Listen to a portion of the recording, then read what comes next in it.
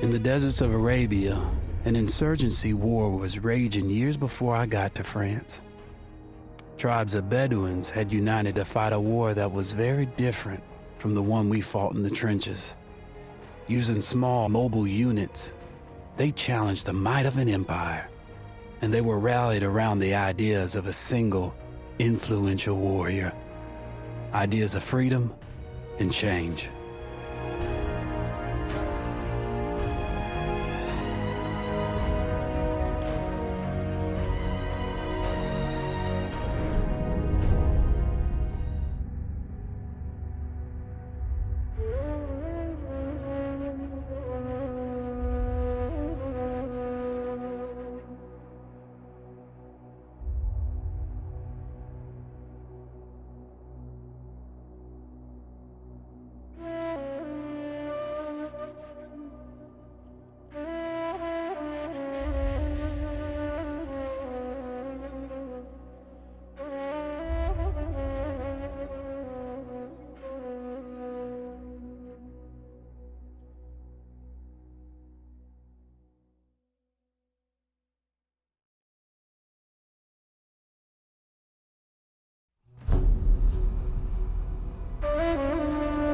The Arabian Desert, a vast ocean of drifting sands and scorched, sun-baked rocks.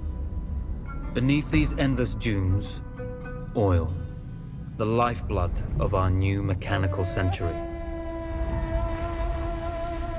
For more than 400 years, the Ottoman Empire has ruled these lands, controlling all that's to be found here.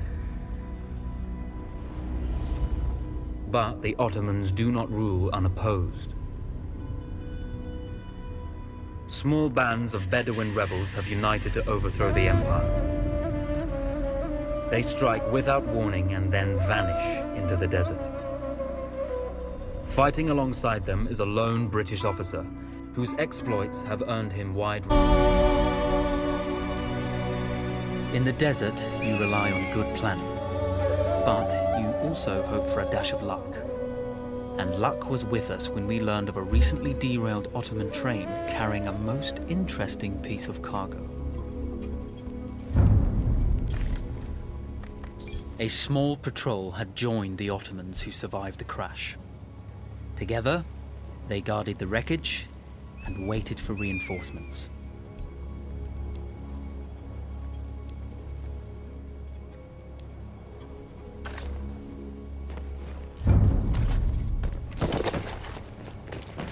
A lone fighter has just one advantage over a large enemy force. A lone fighter can move unseen.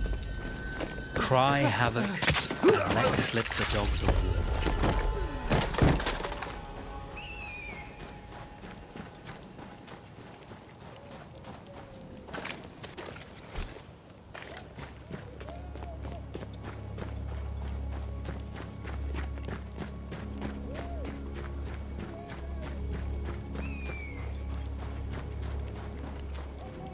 Ben o komutanım tam.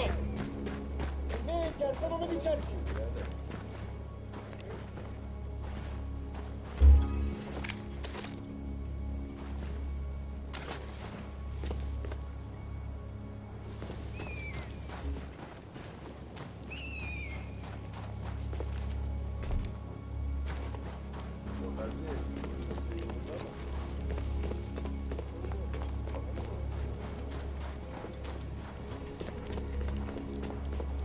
When your enemy has better weapons and better equipment than you, steal from your enemy.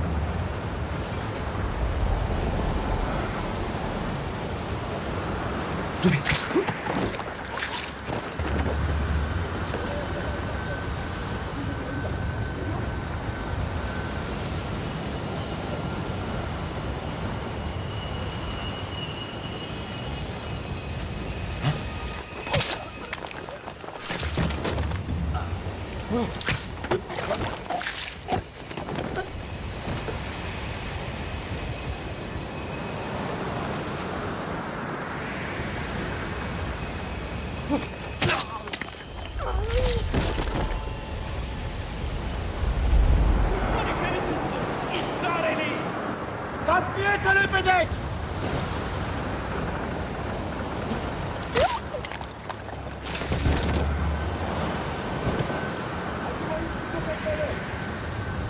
Ah, o amcayı bir elime geçirirsem! Düşman attığımızı olabilir.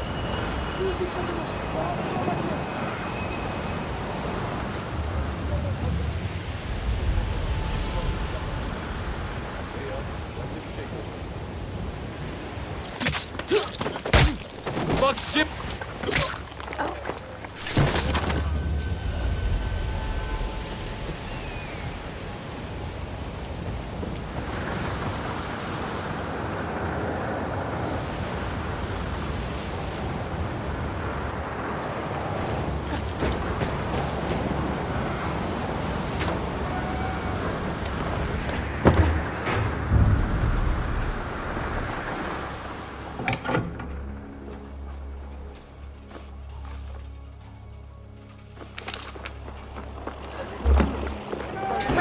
Vaziyetini bozma! Tamam.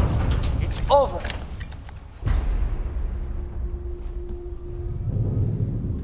Well, you did not think we would be fast enough to catch you here, did you? Lawrence of Arabia.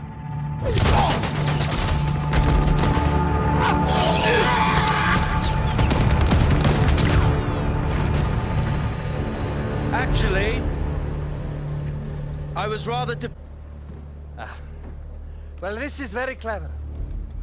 Now the hunter becomes the hunted. So who might you be? How enchanting you are, my dear. Ahmed. I'll show you enchanting. If it weren't for you, I'd be free. Free, is it?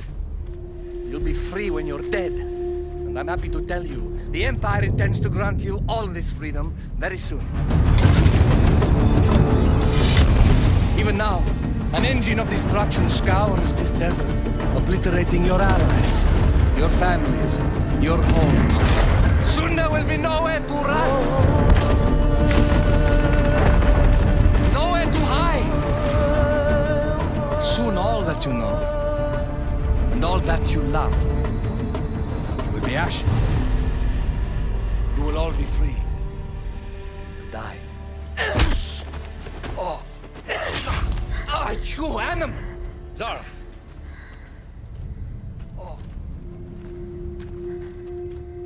Now, I understand that you would like nothing more than to strip the flesh from that man's feet and send him off into the desert naked to die.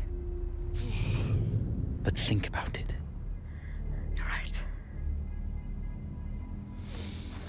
I'm sorry. My friend here, she can be a little brusque. You're going to tell me how to lie to your train, so we can lure it into a trap and destroy it. To even begin to talk to that train, you would need an entire book of communication codes. Oh, like this one, you mean? You can never stop the progress of machines! One day, the whole world will take your lands and the precious black gold beneath its sands. We shall see, my friend.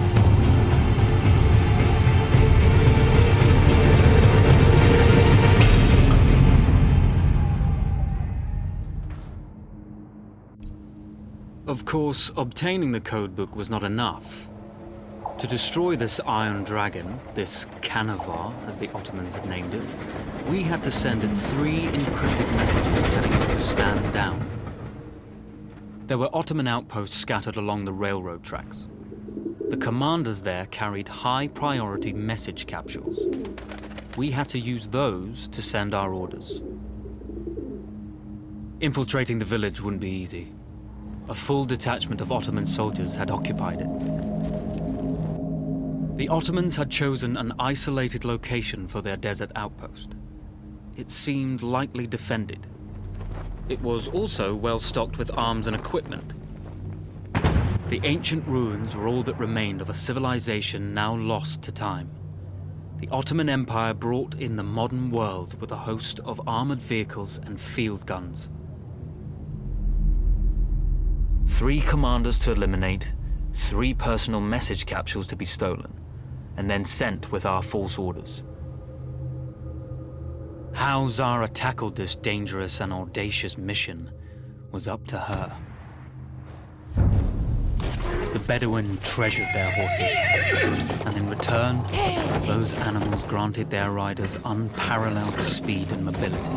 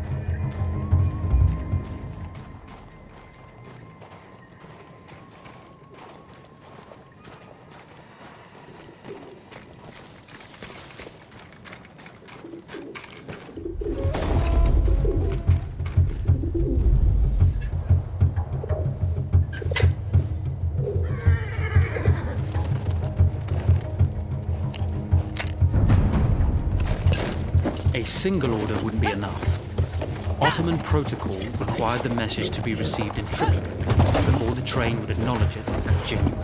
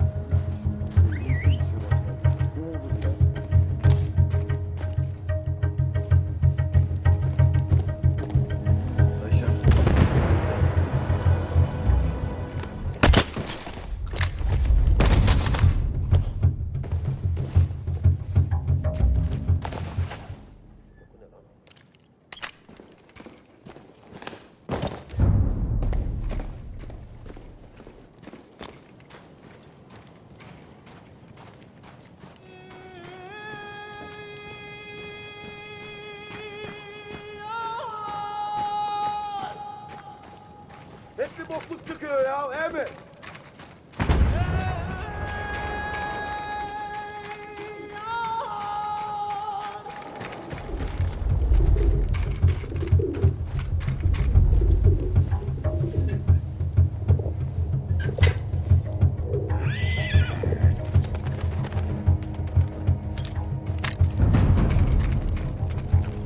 We were putting a great deal of trust in Zara's capabilities, but I had complete confidence that she would carry the day.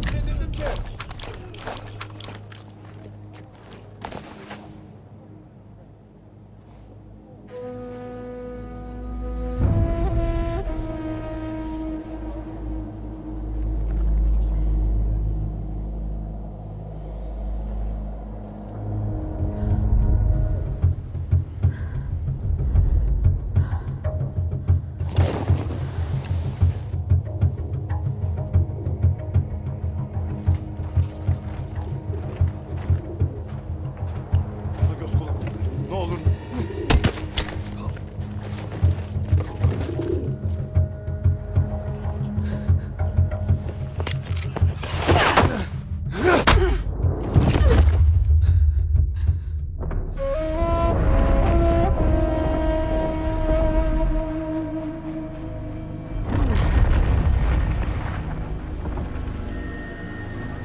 Although you see, the message had already been sent, my dear.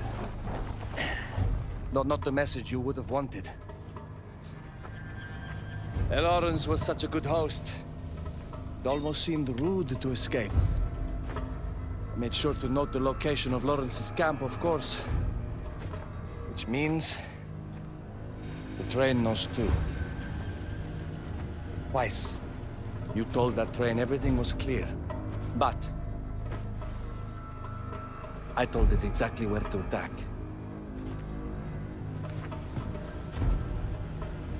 The beast has your scent, my dear. Rebels. First, the firestorm from the cannon. Then, up close with the troops, to slaughter any survivors.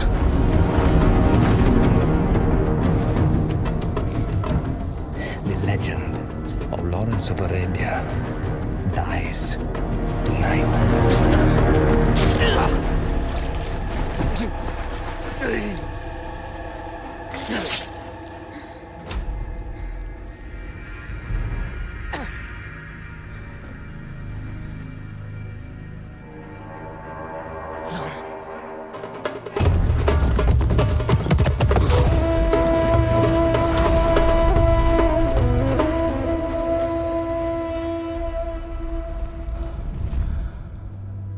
You slipped away just in time. Tilkitchi was a fool to think we'd ever stay after he escaped. The Canavar won't stop hunting us. No, it won't. Let me think. The train's coming a long way. So it'll have to stop to take on water. That's where we strike. Agreed. I'll deal with any sentries, then rig explosives on the track. Yes, and I'll rally our fighters. When I blow the lines, the train will be trapped. So when you hear the blast, you need to attack them with everything you have. It's good. But you know that there's a chance the men may not come. You may set off those explosives and find you're out there all alone. You know that. I guess I won't know either way.